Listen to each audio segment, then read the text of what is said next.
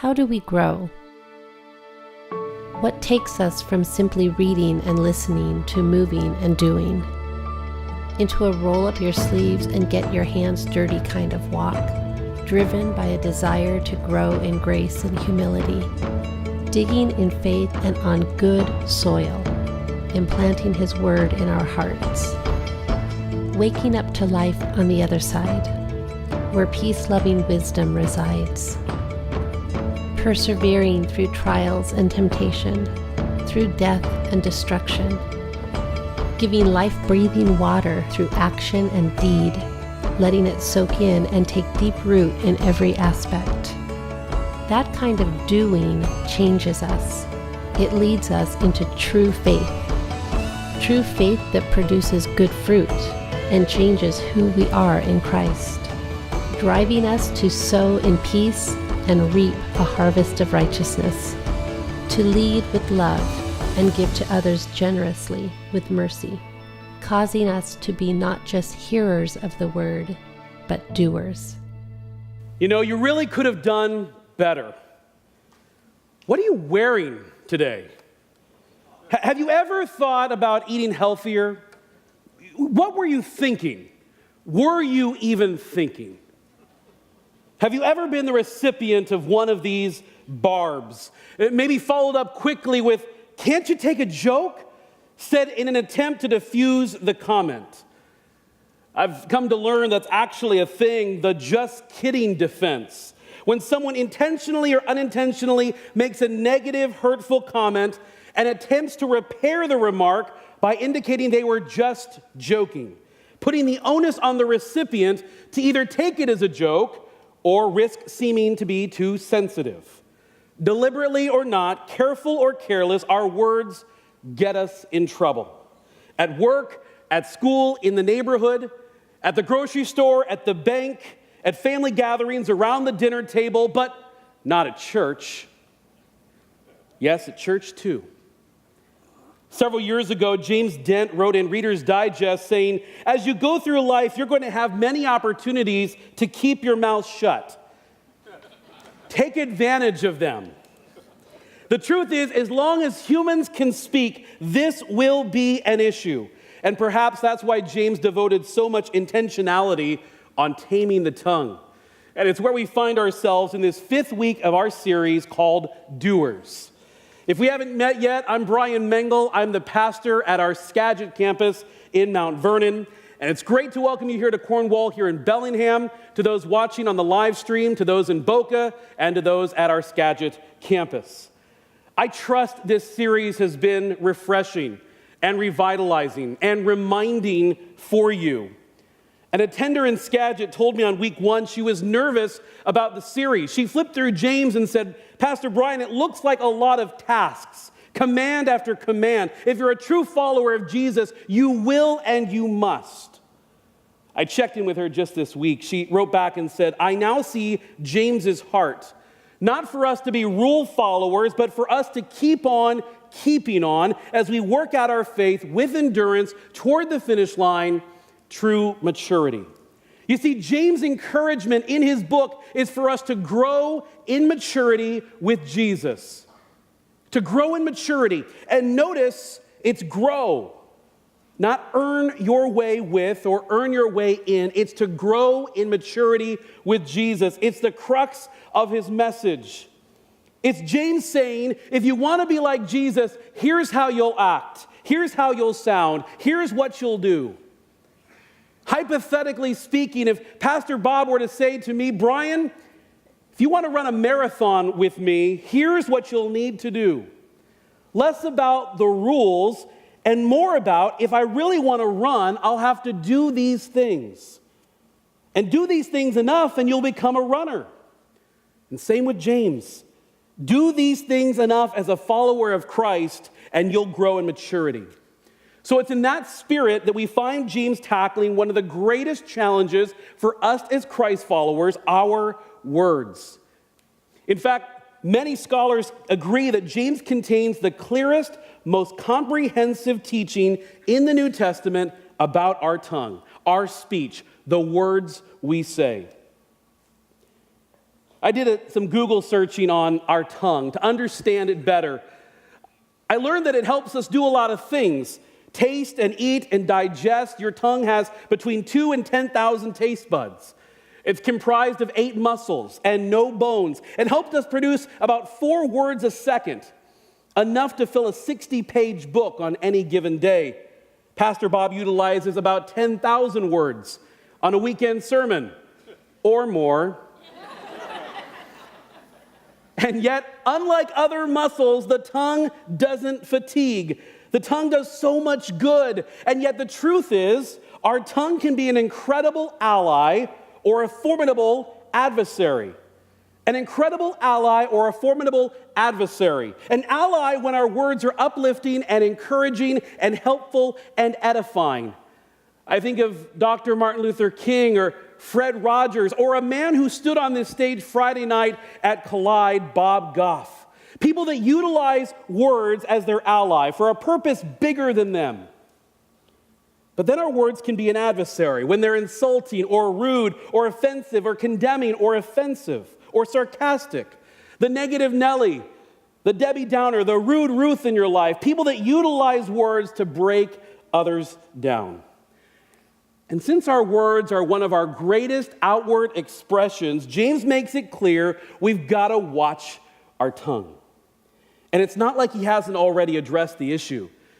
In chapter 1, in chapter 2, again, he'll do it in chapter 4. Verse 19, he says to us, make sure and be quick to listen, slow to speak. One commentator made the suggestion, slow to speak actually suggests be reluctant to speak, suggesting that we have to seriously consider what it is we say before we say it. James is so emphatic about us holding our tongue, he'll double down in chapter 3. He begins with church leadership. He says this, not many of you should become teachers, my fellow believers, because you know that we who teach will be judged more strictly. All right, a couple of important notes here. Number one, he's not talking about just Pastor Bob or Pastor Bob and our 9-member pastoral leadership team, or just our elders. He's talking about anyone that takes on a mantle of teaching responsibility. Our small group leaders, our quad leaders, our student ministry leaders, the all-important Explorers League team members. Number 2, it may seem upon reading this verse, he is discouraging people from becoming teachers in the church, and that's not the case. But what he is doing is making it clear up front to those who have interest in teaching the word in and out of the church, take heed, take note. There is great responsibility. For teachers, it's don't just tell me, show me. Don't just tell me the information, show me you're living it too. In other words, to teach, to serve as a teacher in God's church is more than just having the ability to speak or to tell a story or to capture attention. Teachers will be measured by a higher bar because they've got to be accountable for the words they use because they have influence. And Jesus himself warned about this very fact when he said, Jesus says, for whom much is given, much is required. So to teach is to ask yourself, 1, am I doing it for the right reason? Check your motive. 2, can I live a life in line with Jesus? It's an important question because your words and your actions will drive someone closer or further away from Christ. And even when we do our human best to get that right, there is a reality. James says this, we all stumble in many ways. We all stumble in many ways. Anyone who is never at fault in what they say is perfect, able to keep their whole body in check. James now talking to all of us again, and he says a key word. We all stumble. Notice James includes himself in the stumbling. The Greek word here for stumble does not imply a fatal fall, but instead something that trips us up, that hinders our spiritual progress.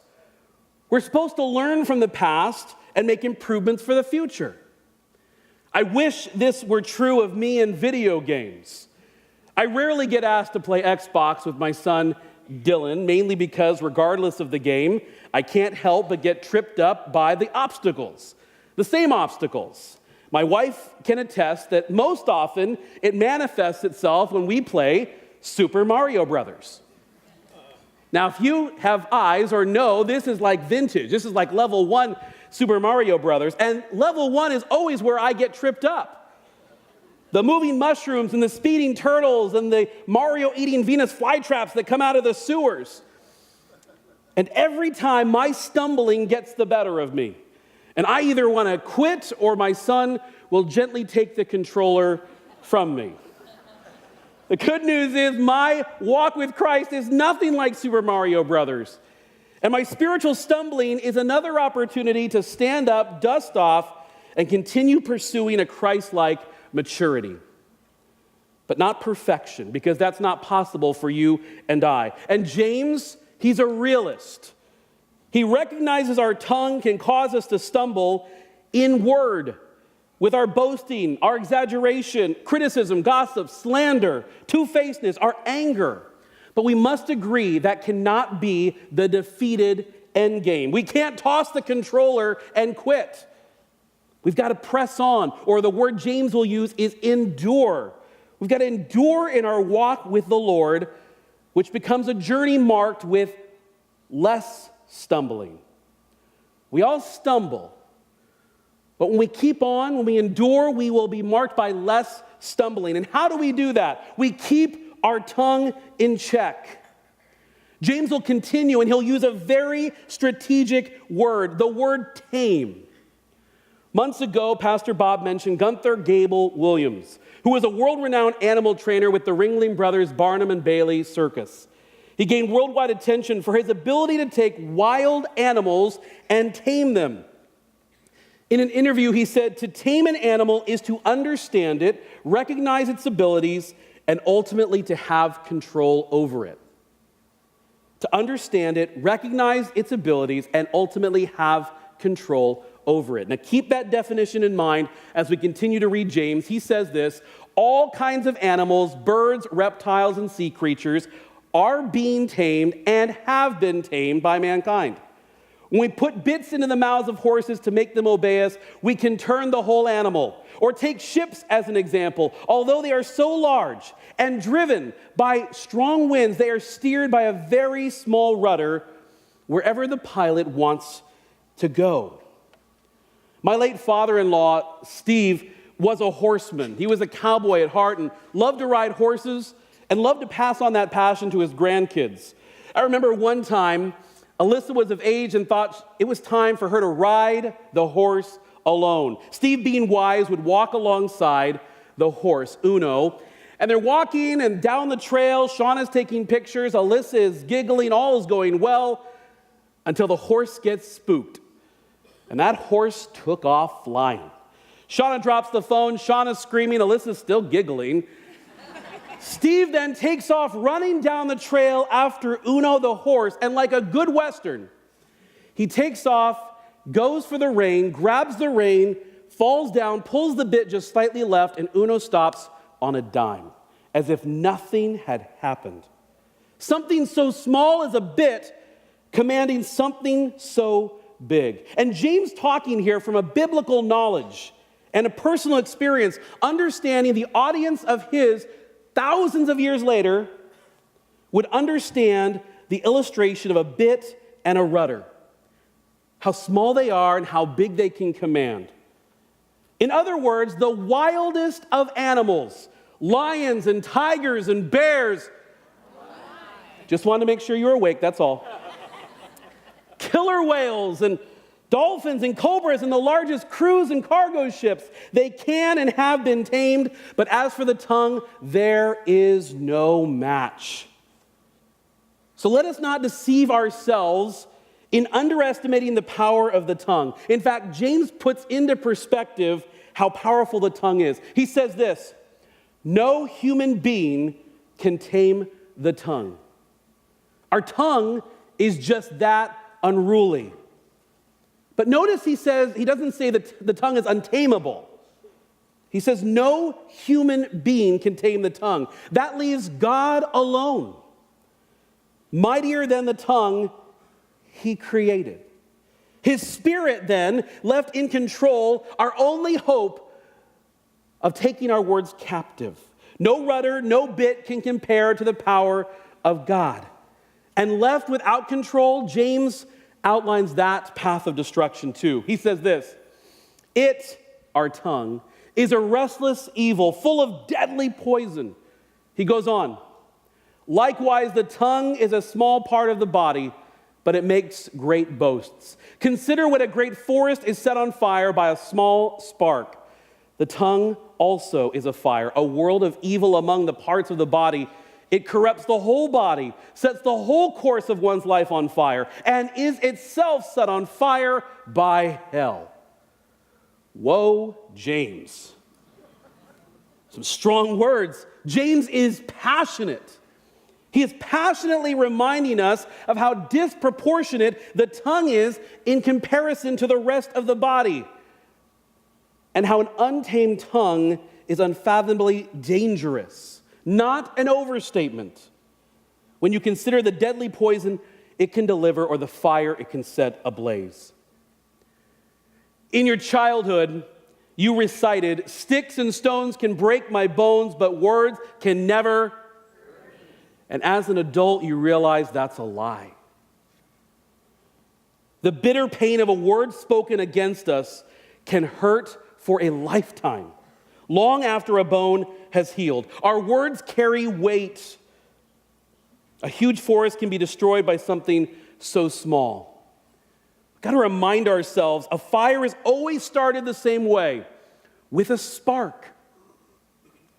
Josh Giorgio, who attends in Skagit and is a fire dispatcher for the U.S. Forest Service, I asked him, I said, "Tell me how forest fires start."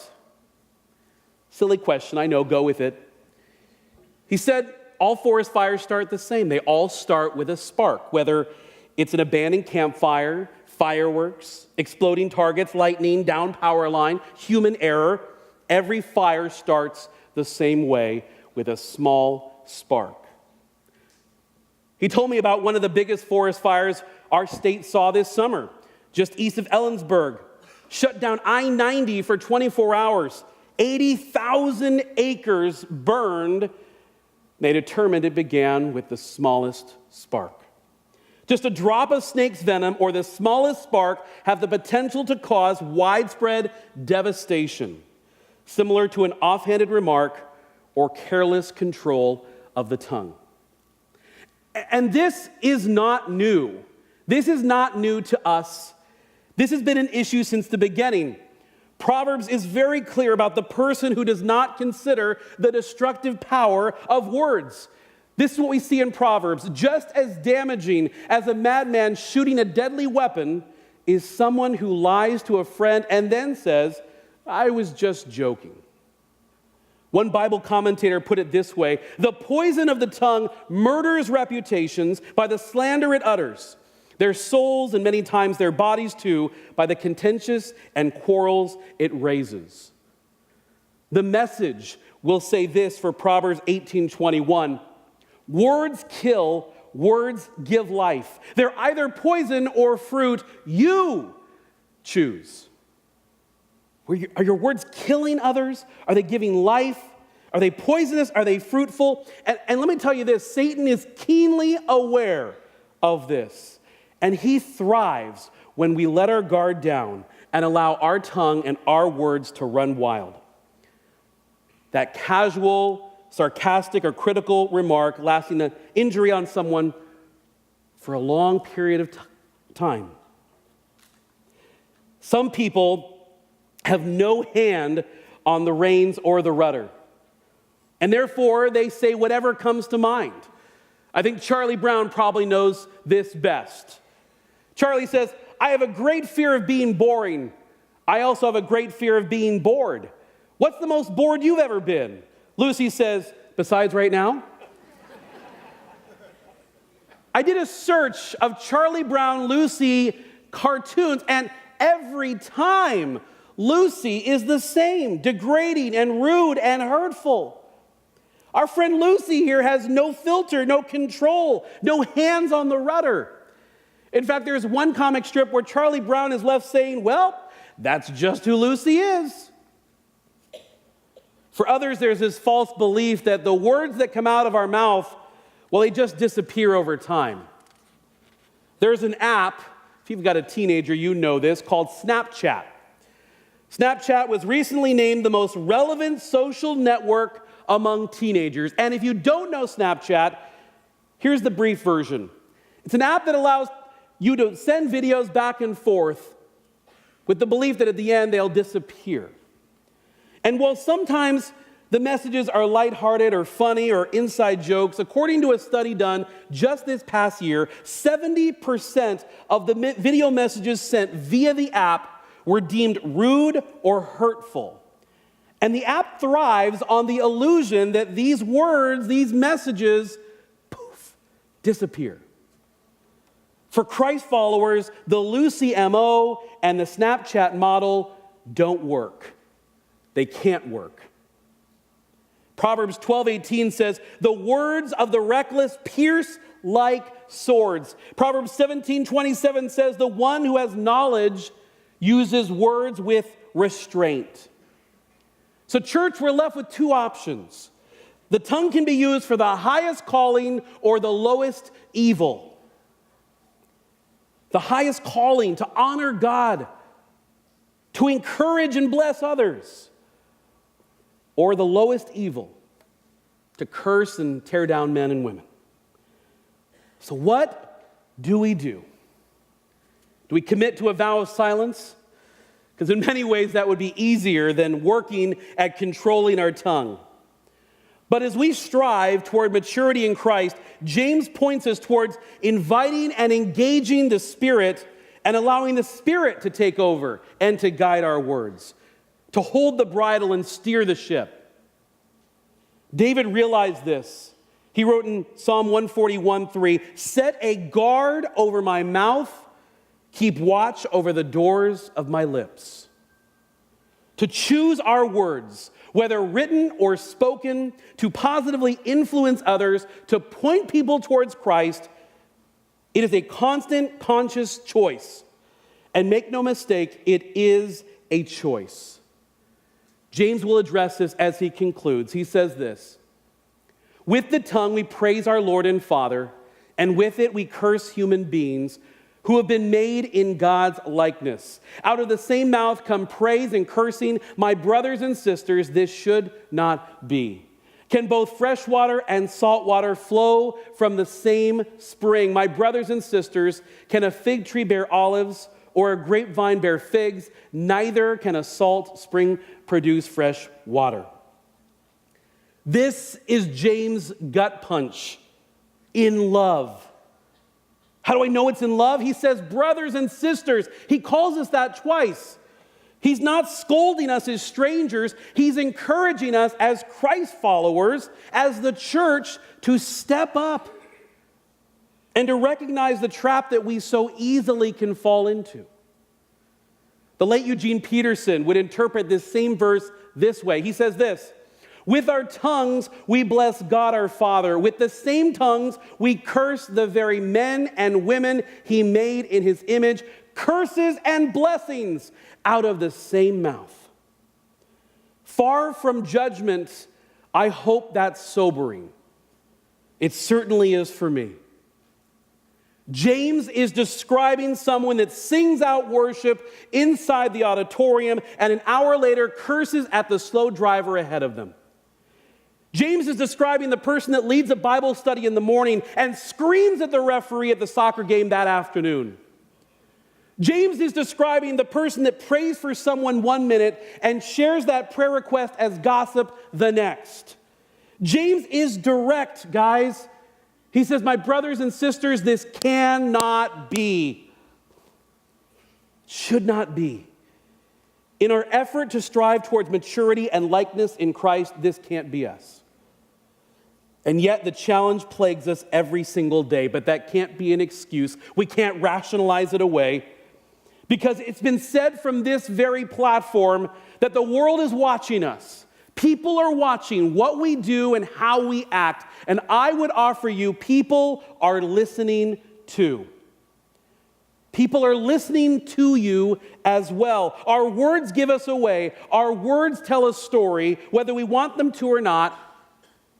And most often, you don't get a second chance to explain or undo what it is you said. The truth is, you can eloquently rattle off Bible verses or present the gospel in an elevator speech and encourage and build up someone.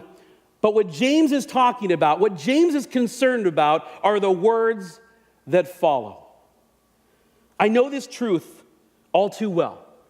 And I share a personal story asking for your grace. It was my senior year in high school. And like you, I had a core group of friends. One of them was Tammy. Tammy and I grew up together, elementary, middle school, had several classes in high school. Tammy and I went to the same church and same youth group. I remember one afternoon she asked me to come by her house. I sat in her living room and I could tell her demeanor was different.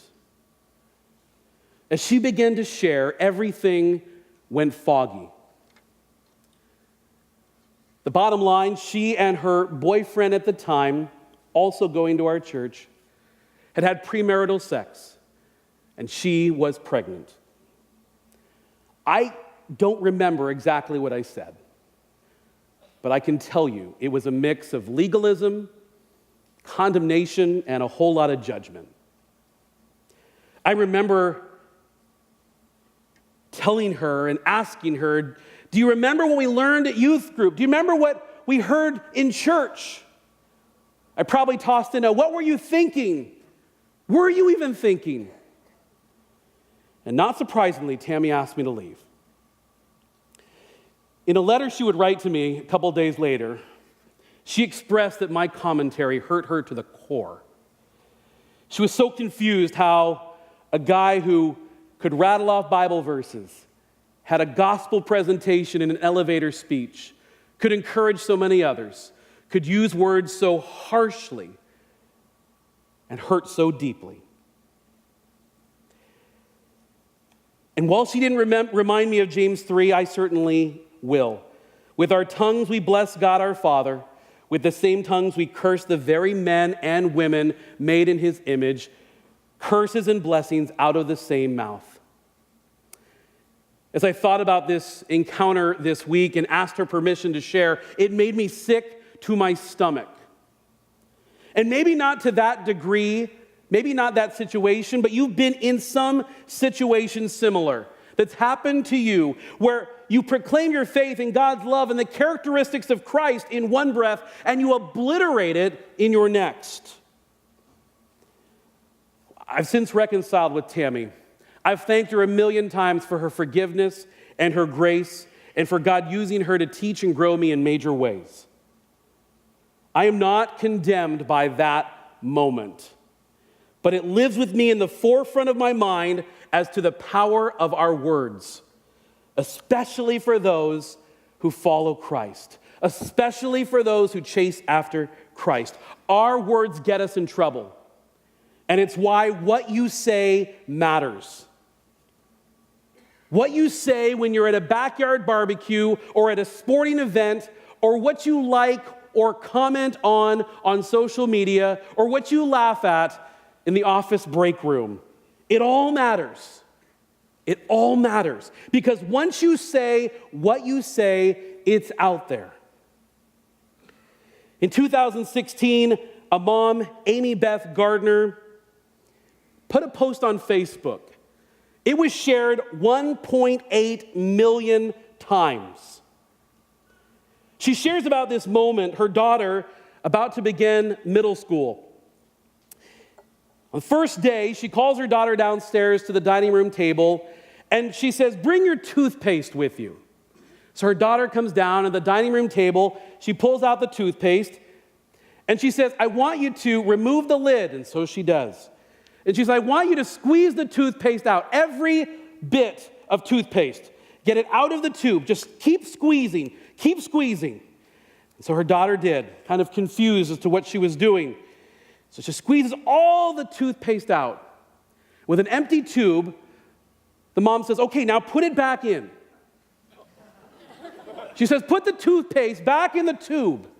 Her daughter protests, I can't do that. She said, put the toothpaste back in the tube. She said, Mom, I can't do it. She said, let this moment be burned in your mind. Because as you start middle school and high school and real life, let this image be the image that reminds you of your words, the power of your words. Because like toothpaste leaving the tube, you can never put it back. Once the words are out there, that's it. They exist forever. There's no putting them back. The daughter, sobered, said, I get it, Mom. I get it. It's important, it's vital we remember that just like a squeezed tube of toothpaste, our words, once they leave, are beyond our control. Advice columnist Ann Landers said this, your words are a mirror of your heart. They're connected. They're one and the same. It's why James references the impossibility that you won't find salt water in a pool of fresh. You won't find grapes on a fig tree. Therefore, what's active in your heart will be evidenced in your words. If your heart is hard, if it's filled with bitterness, your words will be the same. If your heart is filled with grace and love and wisdom, that too will be evident.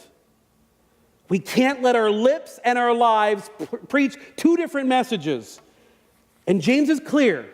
He understands this side of heaven you're not perfect. But his encouragement is that as we continue to strive, endure, keep on working out our faith to be more like Christ and less like the world, after we chase after spiritual maturity, he says, get ready, because it's a fight. It's a fight. It's a fight against our sinful nature. It's a fight against our culture. It's a fight against popularity and being in. Galatians 5:17, Paul says, for the flesh desires what is contrary to the Spirit, and the Spirit what is contrary to the flesh. They are in constant conflict with each other. So yes, our words, our speech, it's a fight, and it's a fight worth fighting. So where do we start? This week, I think it's time to have a check-in with our godly cardiologist. Our challenge is to have a heart checkup. Is your tongue in check, or is it a restless evil you cannot control? I read about a challenge from a professor to his students. He said for the class to monitor their conversations for 2 days, 48 hours. He said, note every time you say something negative or unkind. And he said, don't alter your speech. Don't try and be overly kind for the next 2 days. Just mark when you say something unkind or negative. The results 2 days later shocked the students. Every student came back with a notebook full of check marks, each mark representing an unkind comment, a mean-spirited comment, a joke at the expense of someone else, a passive-aggressive remark. One student commented this way, I was shocked and unpleasantly surprised with how flippantly I use words and not take into account their weight. So perhaps a heart checkup is something we need more often than not. Because without, I fear, we could become dangerously desensitized to what we say and what we post. It all begins with the heart. Jesus said this. He said, for the mouth speaks what the heart is full of. Luke will record the same thing a different way. He'll say, what you say flows from what is in your heart. Jesus is clear here. He says our thoughts and our words might pass through the tongue, but they are a product of your heart. So wise speech is not of you. It can only come through Jesus through you. So ask yourself this week, what flows from my heart? What flies out of my mouth? What flies onto my social media?